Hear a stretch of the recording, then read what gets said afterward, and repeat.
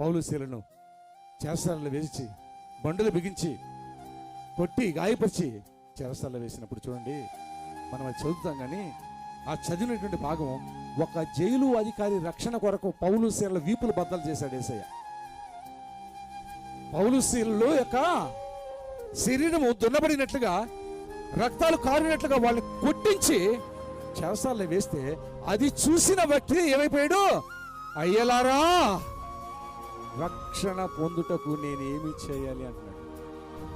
ప్రభు, నీవు నుండి ఇంటి వారిని ప్రభునందు విశ్వాసము ఉంచు చాలంటున్నాడు.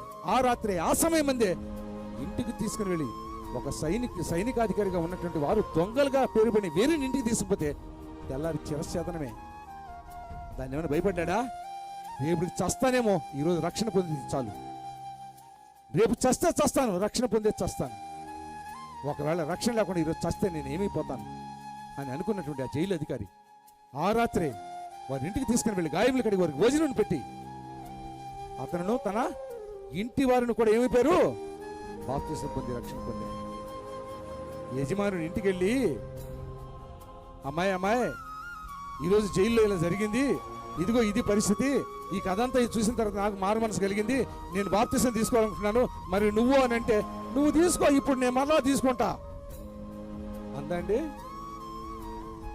భర్త మాట జవదాడకుండా భర్తకు లోబడి, నా భర్త మేలు చేస్తాడు, నా భర్త మంచి చేస్తాడు, నా భర్త మేలైందే, యజమానుడు నా భర్తకు లోబడదామని ఏం చేసింది? బిడ్డలతో సహా భర్తకు లోబడి బాప్తిసం తీసుకుని మారు మనసు పొందారు ఆ కుటుంబం. మన కుటుంబాలు ఏంటి ఈరోజు? ఎక్కడున్నాయి? ఏ స్థానంలో ఉన్నాయి? ఏ ప్రదేశంలో ఉన్నాయి? ఇంకా ఇదే స్థితిలో ఉంటే నేను రక్షించడానికి ఎవరు?